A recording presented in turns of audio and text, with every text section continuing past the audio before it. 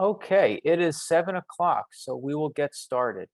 Well, good evening, everybody. Welcome tonight. My name is Brian Hackett. I am the Legislative Affairs Manager with the Animal Legal Defense Fund, and I have the honor tonight of moderating this evening with the author, Senator Raymond Lesniak, who is out with a new book about his career, and it's titled Cultivating Justice in the Garden State: My Life in the Colorful World of New Jersey Politics. So the senator has been on a book tour on his book, doing lectures around the state. He's been on satellite radio.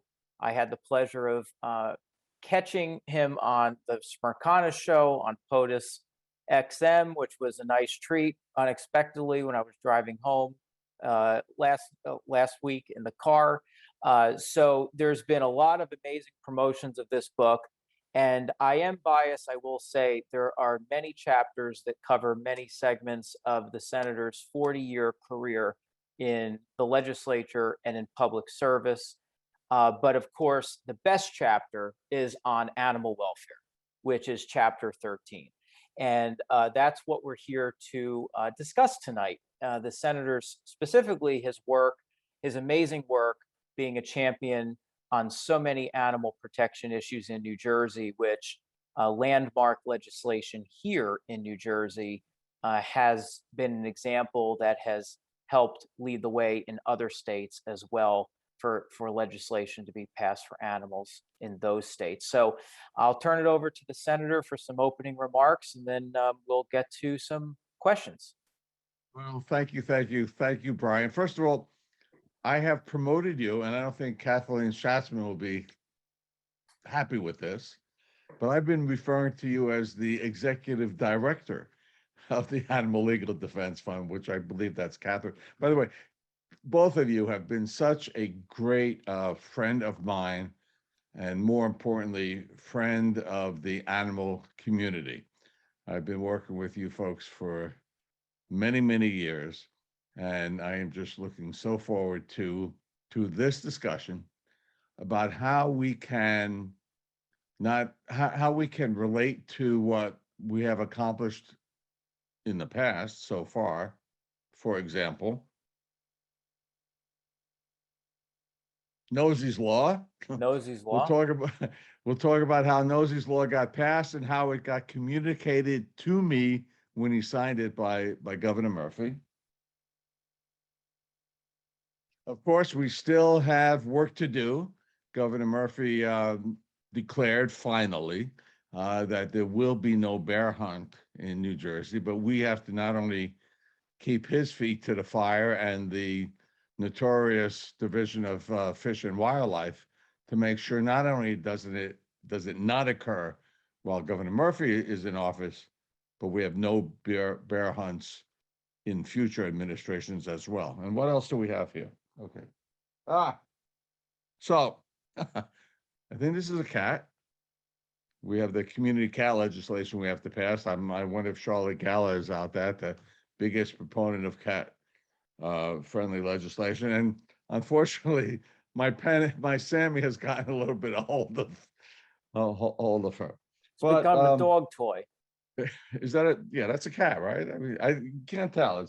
But It was in before any your event, dog got to it. yeah, that's Sammy. She's rambunctious to say the least. All right, I'm looking forward to our discussion. I think we have a lot to talk about. Obviously I would love folks to buy my book on Amazon.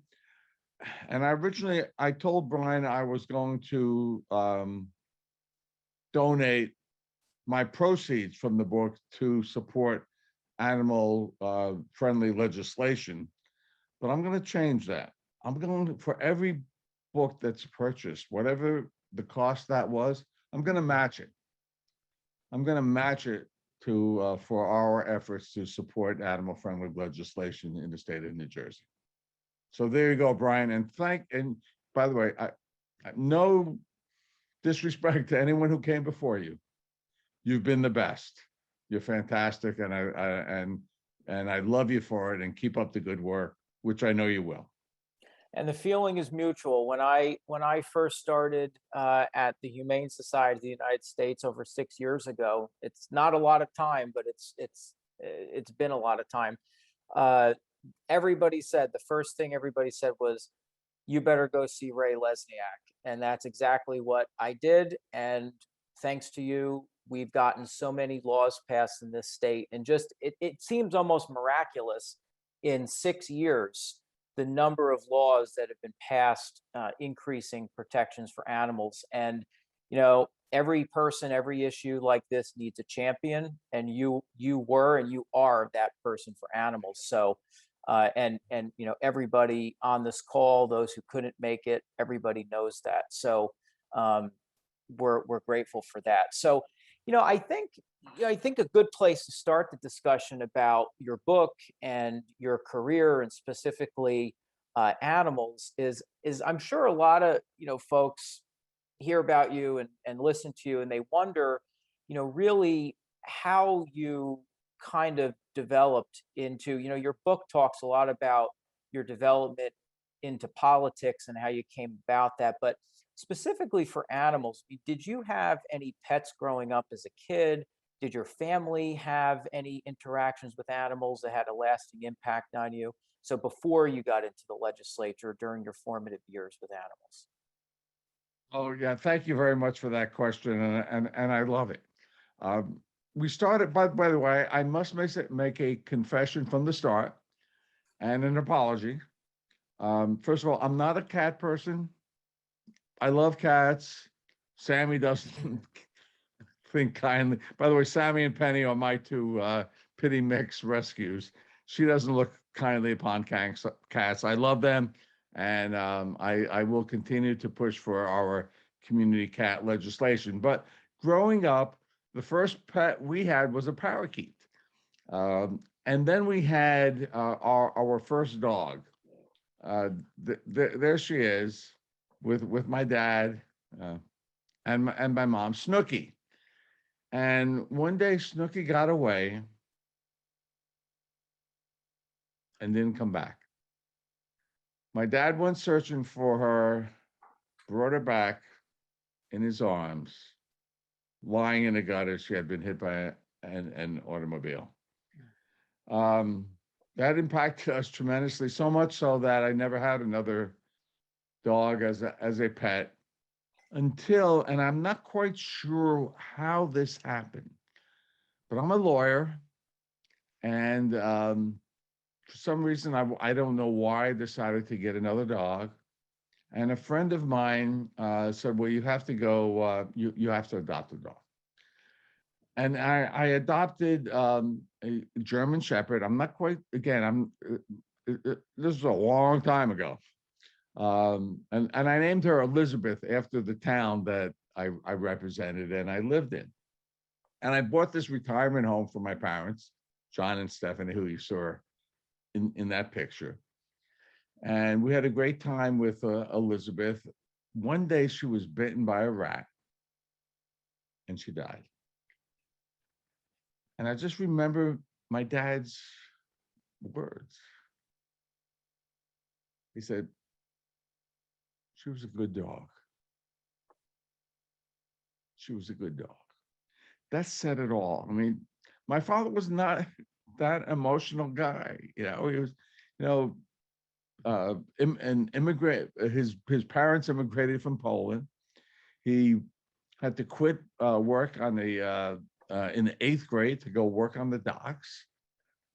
Rose to being a manager of a building, a chemical company building. He was the smartest guy I ever knew, and he wasn't that emotional.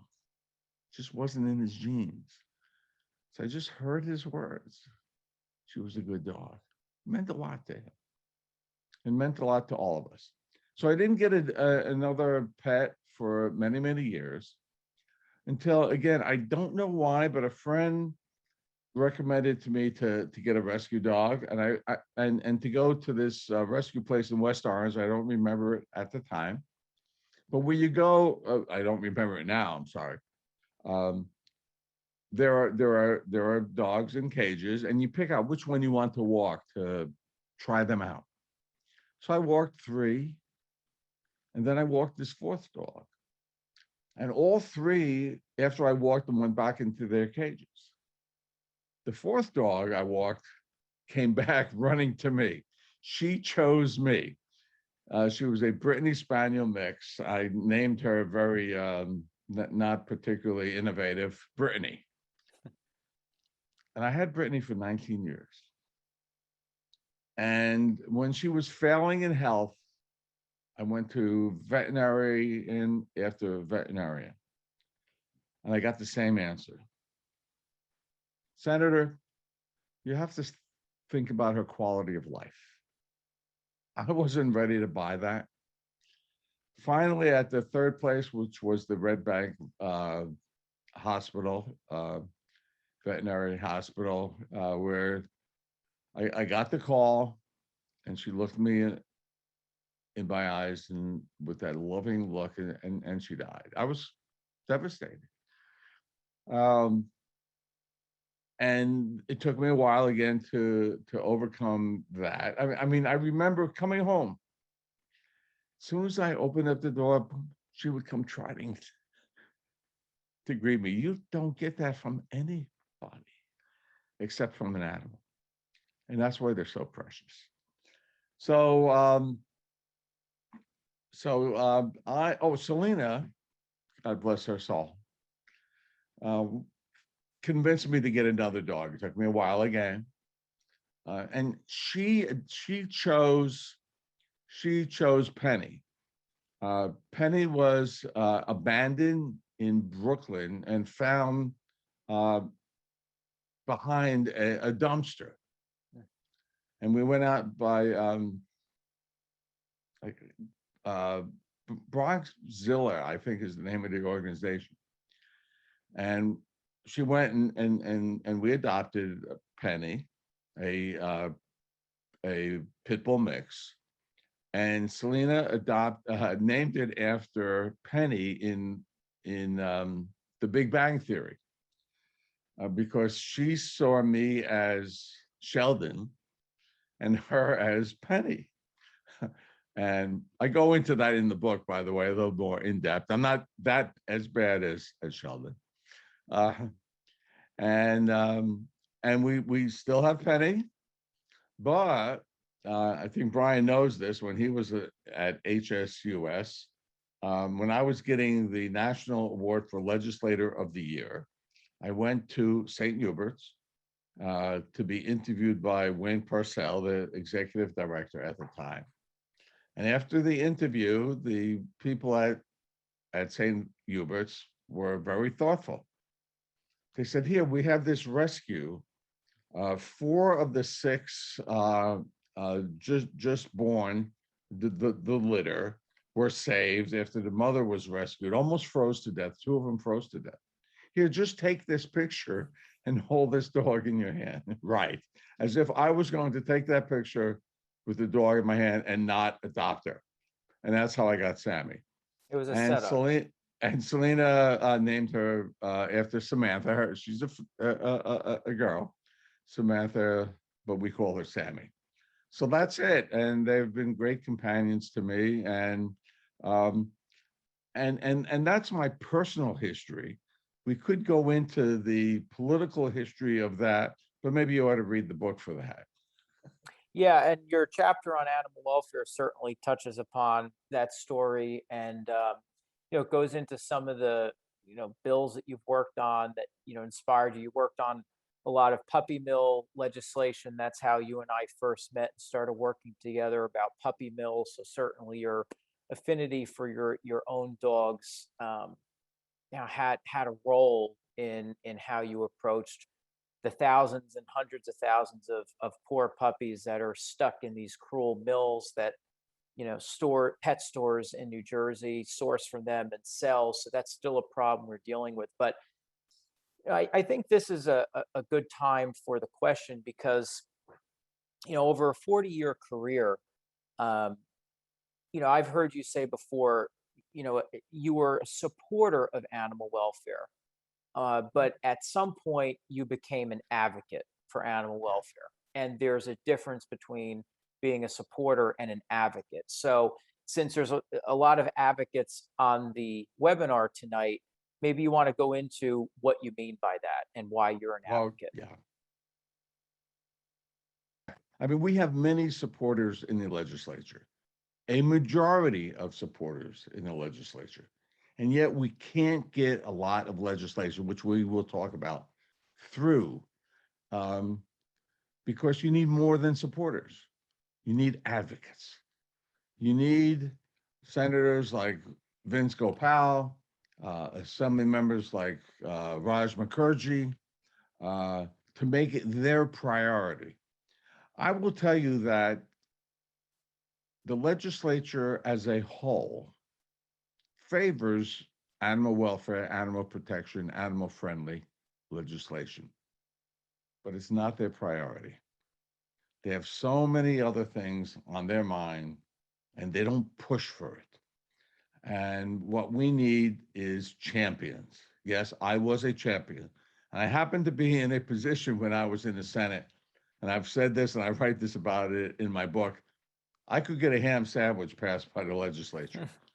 Getting it signed by the governor was another thing, as we know, with Governor Christie's veto of my legislation and some other pieces of legislation that unusually I was not able to get through the Assembly. I could get anything through the Senate.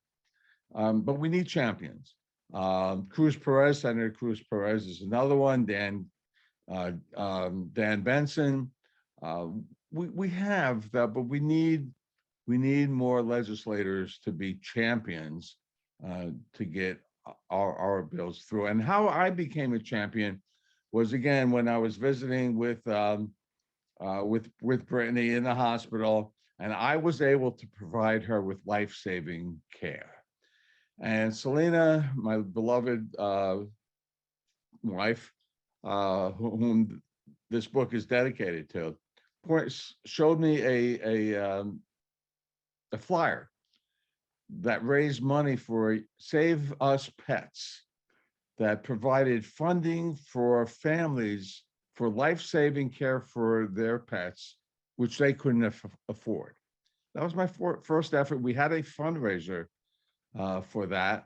And then word got around that I was the man to get things done to help animals in the state of New Jersey. And it was one of the greatest things I've ever done in my life. And this reminds me, I can't believe I've forgotten about this until just now.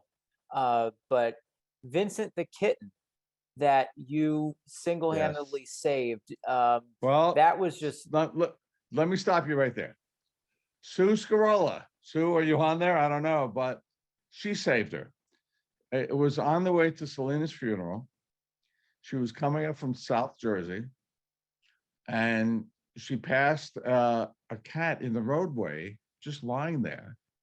Oh, you're talking about Vincent. Oh, I'm talking about another one. This is the miracle cat. Yes. But we'll talk about Vincent too, but let's talk about this one. On the way to Selena's funeral, Sue turned around, risked her life, quite frankly, to stop to pick up what we call the miracle cat, and we saved her. As a matter, so kudos to Sue Scarola for doing that.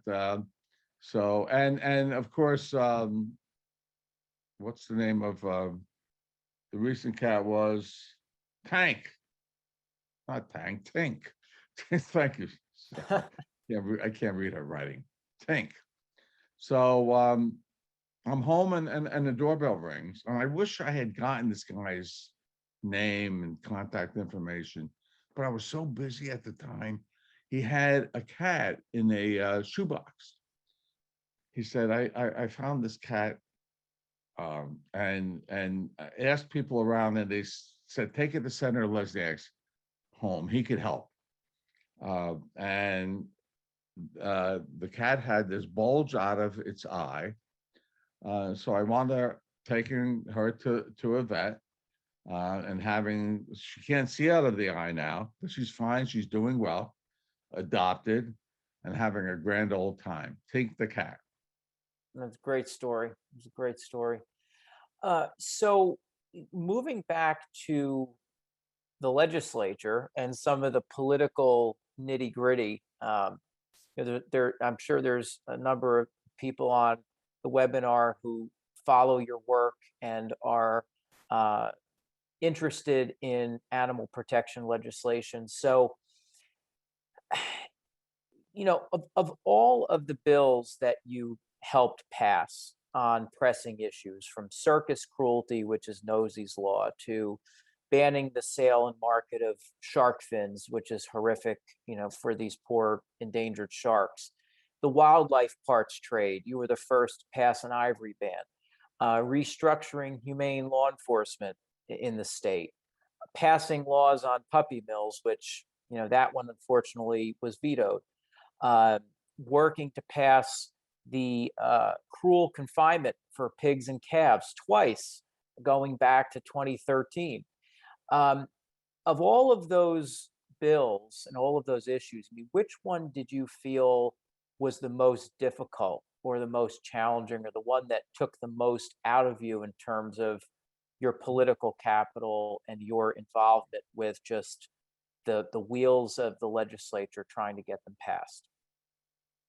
Well, first of all, before I answer that question, let me go back to Vincent the cat. I Mm, forgot about Vincent. Vincent the cat had her ear lobbed off that Sue Scarella had saved. Obviously, Vincent, because of Vincent Van Gogh with the ear. So kudos again to Sue for saving the Vincent the cat. Brian, I thought about that question, and I would answer every single one. Every single bill that we have passed to protect animals has been a struggle. Nothing is easy. Not one is more difficult than the other. They're all difficult.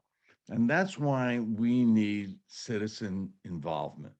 We need not only, we need, here's what we need.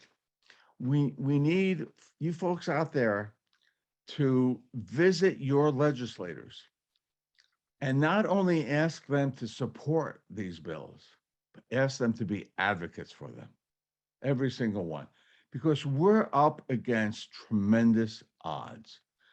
Shark finning, um, got that through the Senate. As I said, I could get a ham sandwich through the Senate, but it got stalled in the Assembly by the commercial fishermen.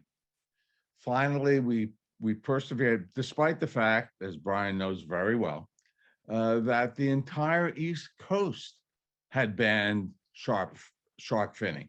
For those of you who do not know what that is, the fins of the shark are so valuable in terms of this supposedly exotic type of soup they make, that it's more important for them to throw the shark back into the ocean to save space on the boat for the fins. Meanwhile, the shark bleeds to death in a slow and cruel way. Finally, we got that through, but that took a lot of time. That should not have, but that was the power of the commercial fishing industry. Look at puppy mills, the power of the stores that sell puppies at a profit, from these puppy mills who keep breeding and breeding and breeding and overbreeding, which means more strays, which means more animals put to death and suffering needlessly. But they're powerful financial support. Look at when Christie vetoed, and we're still battling for gestation crates and now veal crates. Governor Christie vetoed it because he was running for president, and the Republican primary, the first Republican primary, was in Iowa, the home of the pork industry. So he vetoed it. But we still haven't gotten it passed. Why? That makes no sense whatsoever. We probably our first priority to get it done, but they're all priorities. Every single one has its individual challenges, whether it's cost of care, whether it's advocate, to have a courtroom advocate on behalf of animals and animal cruelty cases. We just have to keep fighting, and we will prevail. Brian, you know that quite a few years ago, when I had this license plate, New Jersey, the humane state. I Well, have we're it on not my there. car. I mean, I have the animal friendly one, but You have the animal friendly one. We're not there, but we have made great advances. You mentioned the fact that we were the first to ban transactions in ivory and rhino horns. We banned imports from endangered species from these horrible trophy hunts, but unfortunately, that was litigated. The federal government stopped us from actually enacting that. We did ban transport of horses to go to slaughterhouses, but they get around that by transporting them to Pennsylvania, and there they go. There's just so many ways that we need to keep fighting to and as you know, I believe we're going to make great progress. Maybe I am most optimistic about implementing a non-lethal deer management program. So we can stop the senseless killing of deer. I think Princeton is on the verge of doing it. I believe Union County will get there. I think we and can just make this let me interrupt yes, just for sure. everybody's information that's joining. So the senator's referring to Princeton, and this is one of the most egregious situations in the state dealing with deer, because one process that is used is what's called the net and bolt Horrible. method. And so these deer are baited, and then there's clusters of them that are netted under a big net, and they're literally wrestled to the ground. And once they get them, they shoot a steel bolt into their skull. And it's just horrific. It's stressful, it's cruel, it's inhumane. So these are the types of things happening to the wildlife in our state. And, we've been working together, groups throughout the state, advocates. And it's amazing, when all the years you worked on anti-bear hunt legislation and bear smart issues and deer issues and all of these wildlife issues, killing contests and all these things, you know, people don't realize the staggering statistic that less than 0.5% of the entire state hunts. And so literally more than 99.9% of the population doesn't hunt. And so the fact that some of these organizations have such outsized power, this is the systemic issues that we're going up against with advocating for animals. But so Senator, when you retired from, Well, hold on, Brian. Let me address that just for 1 second. Yeah. And by the way, I do want to give a shout out to Princeton Mayor Mark Frieda, who is working very closely with us, and the senator who represents Princeton, Senator Zwicker. They're very supportive, and I'm confident we're going to be able to get that done. So, yes. anyway, Well, I'm sorry. What I was going to ask you. So, by the way, excuse me. I have a reason for loss of memory. On Saturday, I'll be celebrating my 76th birthday. Wow. So, Well, all right, happy I'm early sorry. birthday. Thank you. I was going to ask, so, after you retired, you started the Lesniak Institute for American Leadership at Kane University. So you want to tell everybody a little bit about, the work of the Institute, the pillars of the Institute, and how you're continuing advocacy on these issues through the Institute. Sure. Well, after 40 years in the Senate, as I write about in my book, Cultivating Justice in the Garden State, forward by Bill Clinton, by the way, who's been at my house 4 or 5 times. He's a very close friend. I played golf with him and beat him. And he signed my scorecard, Ray, you won, Bill Clinton. I played golf with Donald Trump as well, but he wouldn't do that. So I had to keep going. I just couldn't play golf the rest of my life. And so I started the Lesniak Institute for American Leadership. I have a super staff, including Executive Director Sarah Back, who's done such a tremendous job there. And we advocate raise awareness for the same type of issues that I've been fighting for my entire political career. Obviously, animal welfare, animal friendly laws, environmental protection, LGBTQ legislation, social and criminal justice. And that's what keeps me going every day. You know, I lost my dear partner in these advocacy, Selena, who was just she transformed me in many ways. My book is dedicated to her. And it's been very helpful for me to keep the flame alive. Thank you, Brian. Yeah, and you know, the Institute's doing amazing work. Kane University is beautiful, and um, certainly I would encourage everybody, if there's ever an Institute event. I've been to quite a few at Kane. They're fun, they're informative, so definitely would put a plug in for that. And just by the way, a mention on the book. I mean, I'm biased, and I say my favorite chapter, of course, is chapter 13 on your animal welfare work. But for anybody in New Jersey who has been a born and raised, you know, New Jerseyite, New Jerseyan, you know, your book is fascinating. I mean, above and beyond, just I'll take a slight detour for a moment from animals, but I think it all informs your career. I mean, your book is fascinating, going into just the amazing things you've been a part of in 40 years throughout state history on so many issues. I mean, um, you know, criminal justice and animals and the environment and the mob, and you know, reforming and gambling, and I mean, you know, so it's just a really great book, and really encourage everybody to get it, pick up a copy if you haven't read it.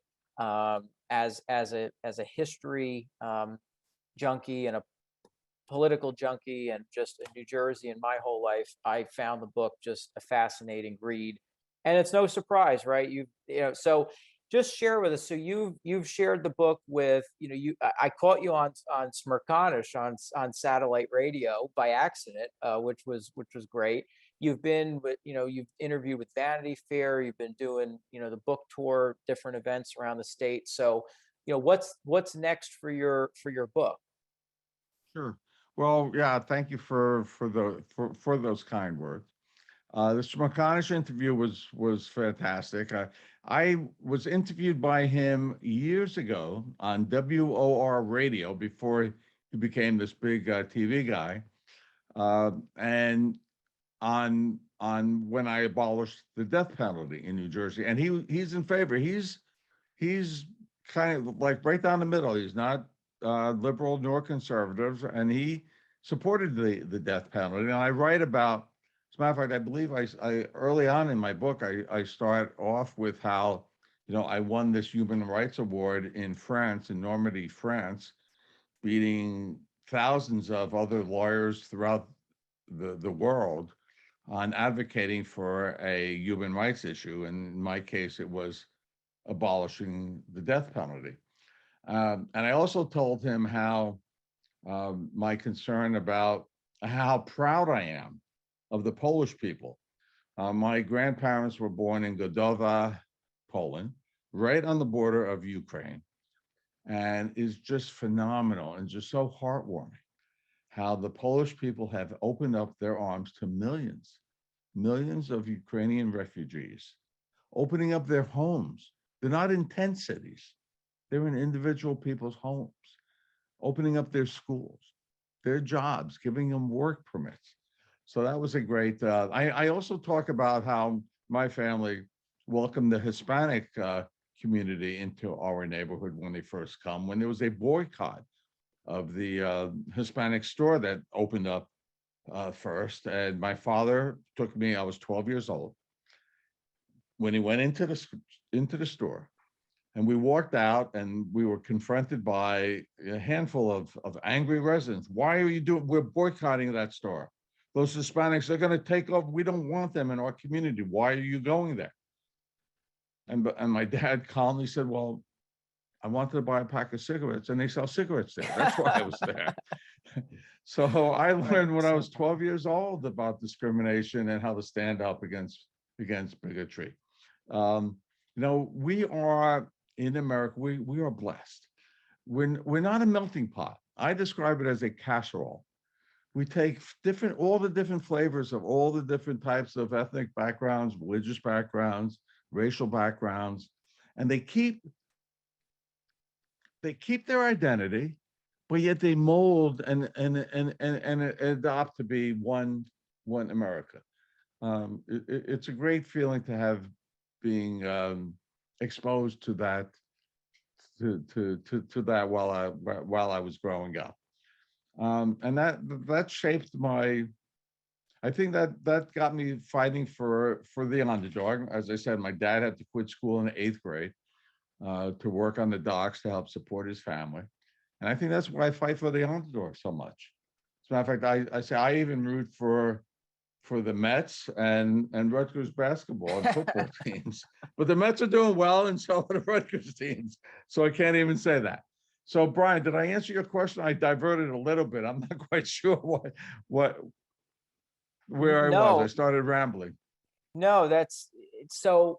I why don't we pepper in? There are a few questions that came into the chat Sure. and the Q&A. So, and actually, this question kind of ties in with, you've recognized the value that different people bring to the table and in society. So clearly, to have been able to pass the landmark legislation that you have had, worked on throughout your 40-year career, and not just on animal issues, on a whole slew of other issues. You have to work with multiple groups and different, Mhm. diverse groups and across the aisle. So one question that came in is, what's the best strategy to use to influence legislators on both sides of the aisle, whether Democrat or Republican, to become an animal advocate? How can we as constituents convey to them to become an advocate instead of just be a supporter? Great question. And you have to adjust depending on whom you're speaking to and what the issue is. I use in my book the example of when I abolished the death penalty. There were arguments about how it's a cost saving, how it actually costs more to litigate the many appeals that have to be litigated to ensure that due process is established than actually incarcerating someone for the rest of their lives. That appealed to some Republicans.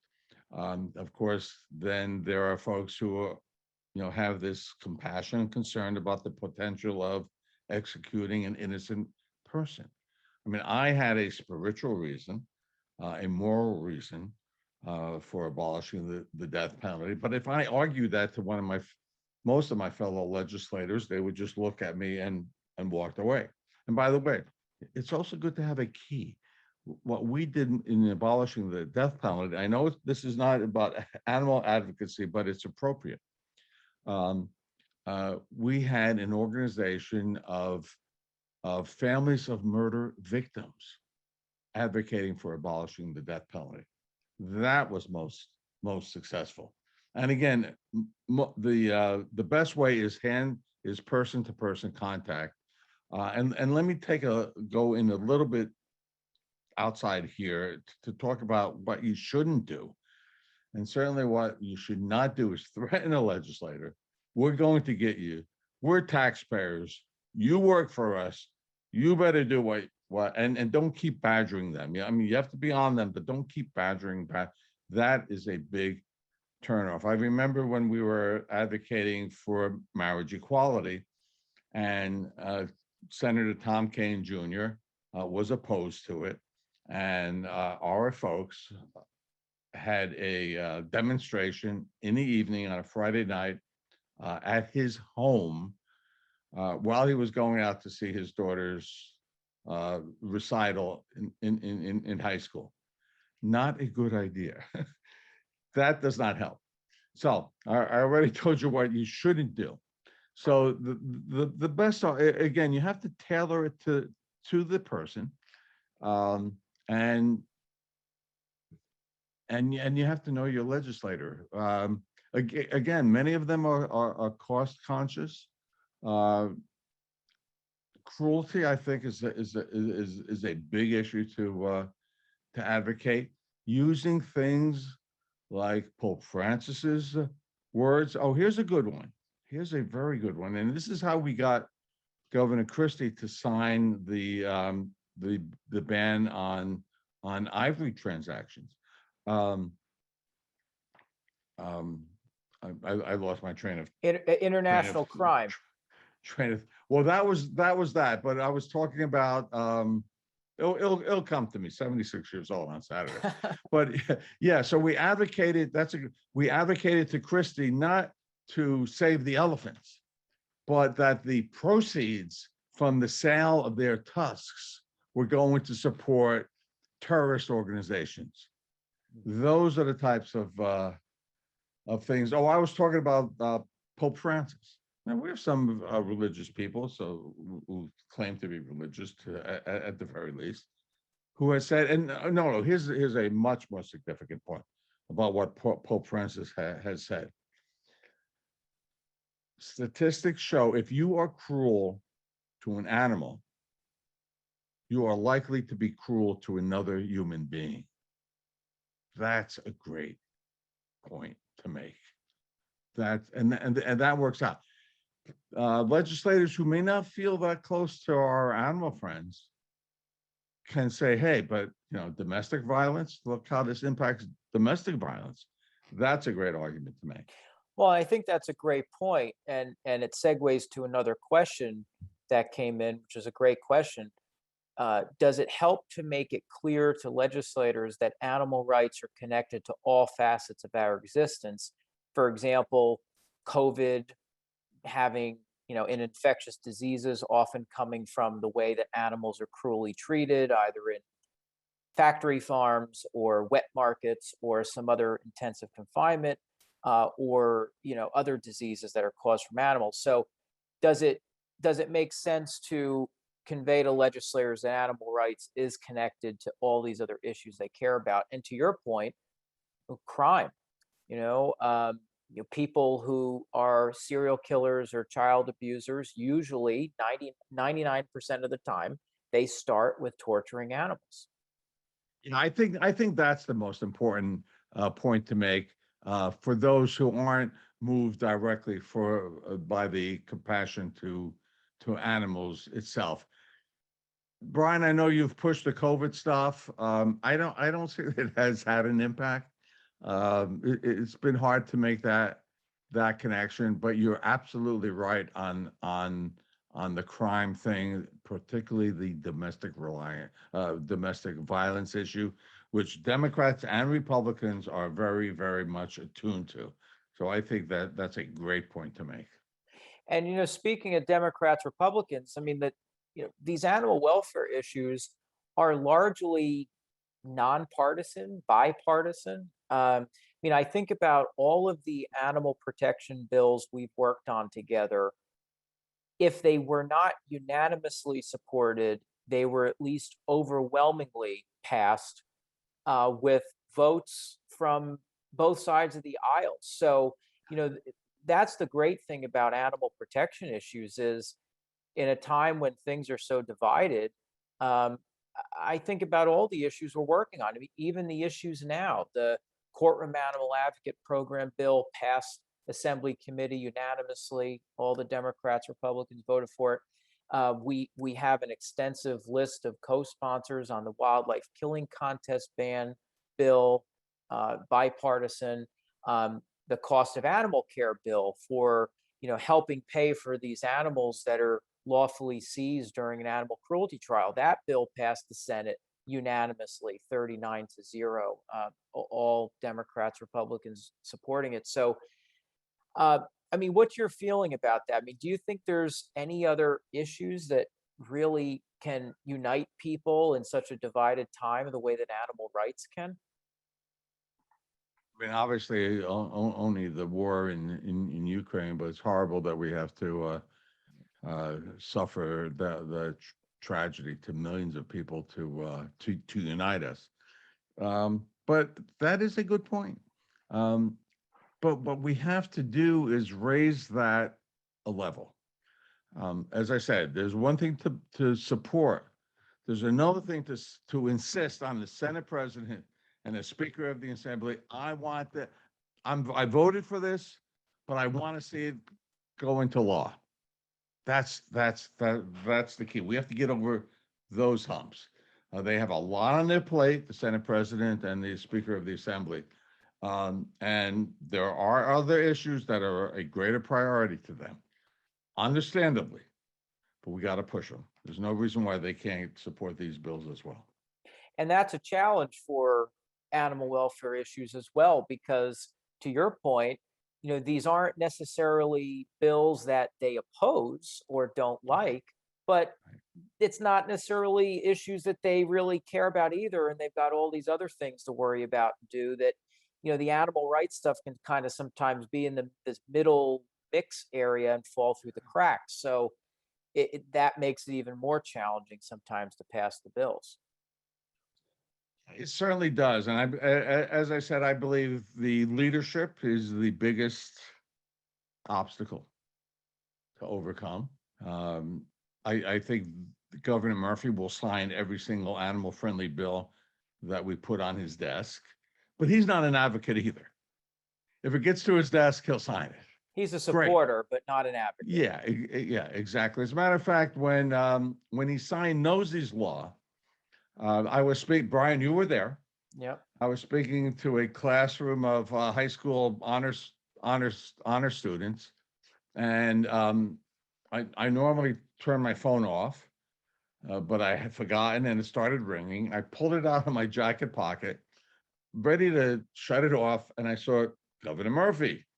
So I put him on, and he said, Senator, I'm about to sign Nosey's law that you fought so hard for. I said, Governor, can you hold on a second? I'd like to put you on speaker. Can you speak to this entire class? And which he did, and he said, I am signing Nosey's law, and I want Senator Lesniak and you to know how thankful I am for doing this. So that was remarkable.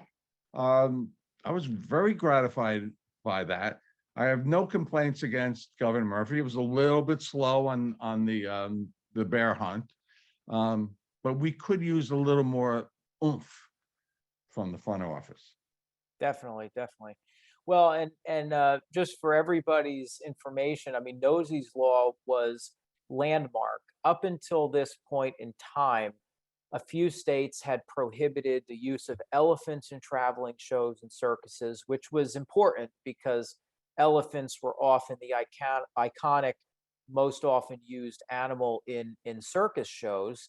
And certainly one of the most cruel.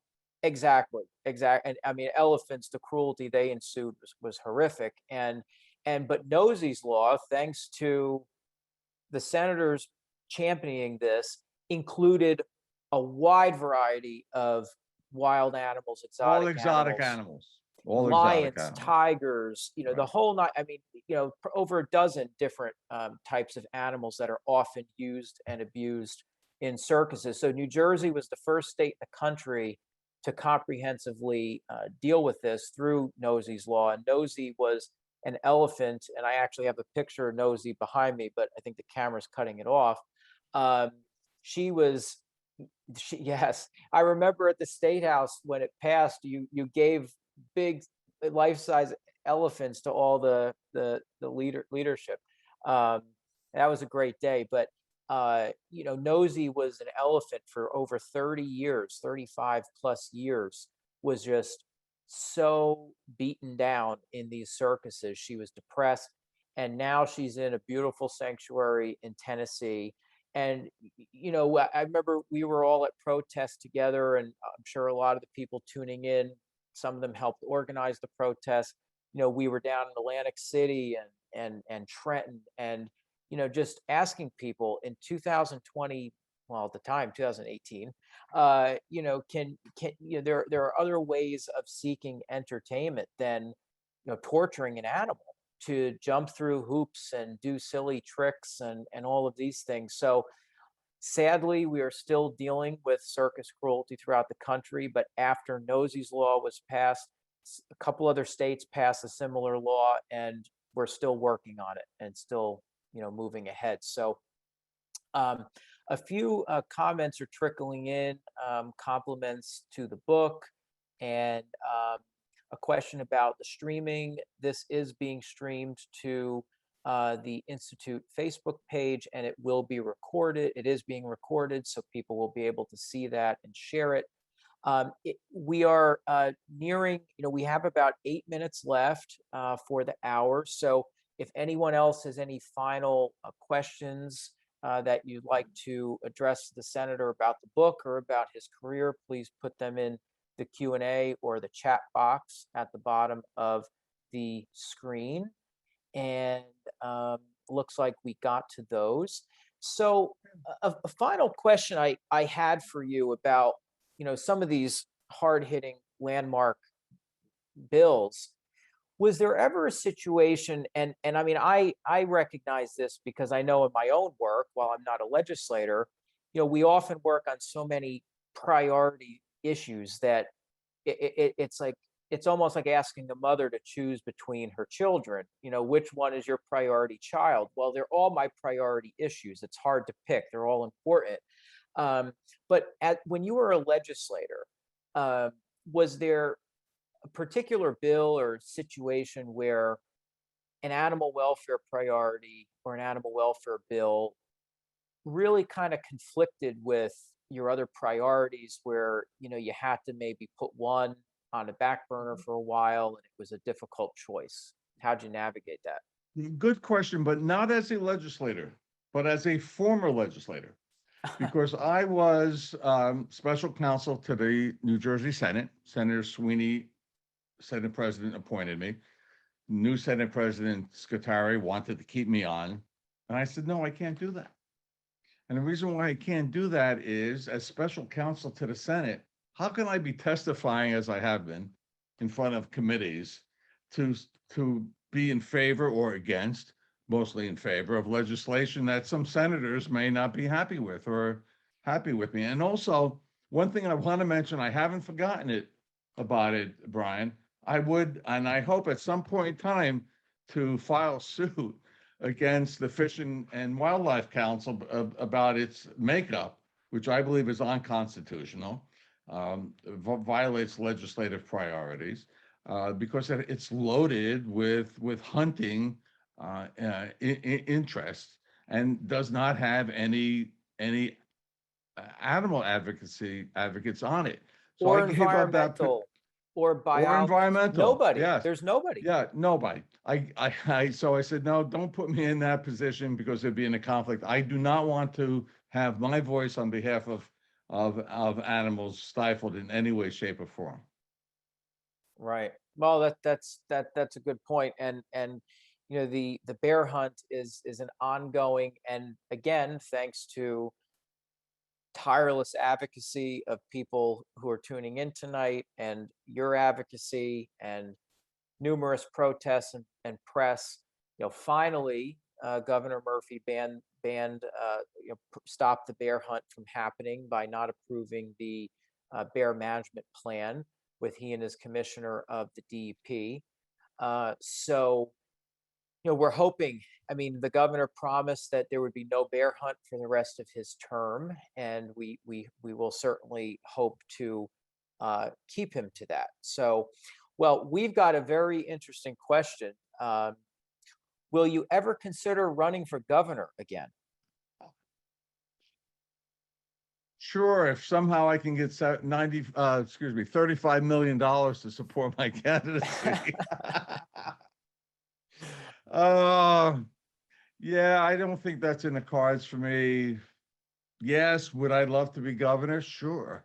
I want to do as much as I can to advocate for all of my issues, including animal welfare, but including to make New Jersey more affordable, which has really been put on the back burner. Thank you very much. I don't believe that's in the cards for me, but I'm going to. I have two goals in my life.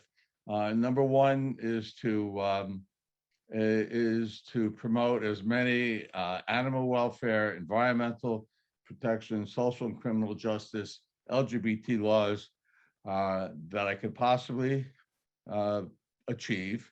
And number two, to get my golf handicap down back into single digits.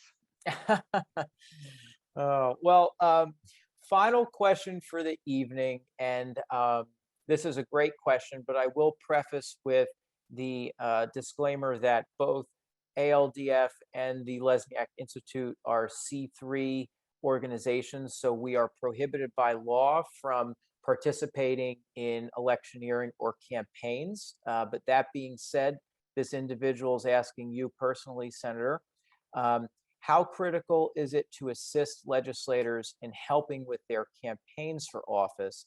For example, strengthening voting blocks, volunteering for their campaigns, and the like, to garner their advocacy and/or support for legislation.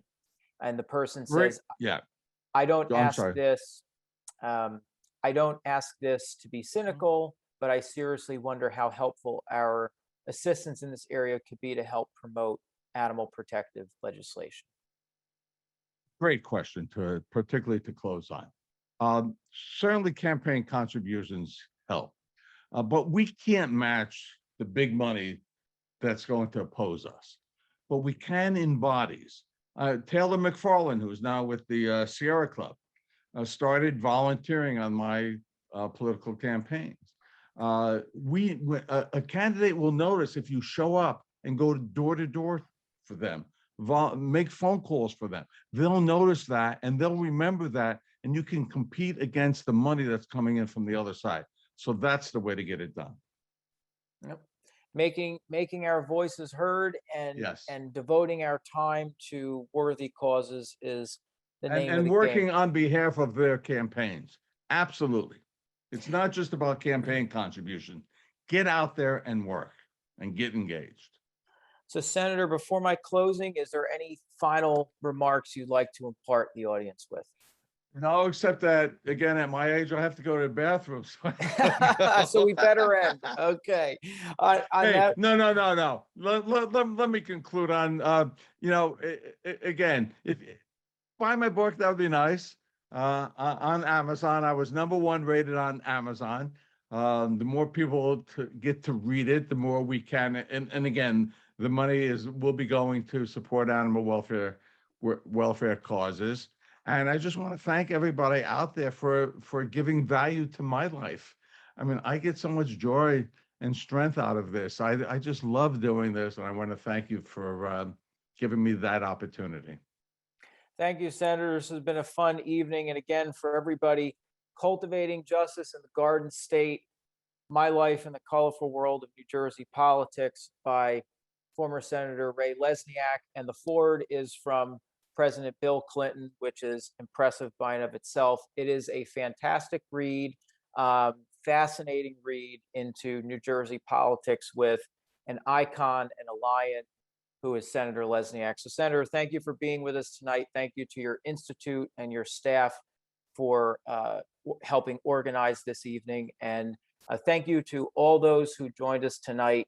And we look forward to seeing you at the next event.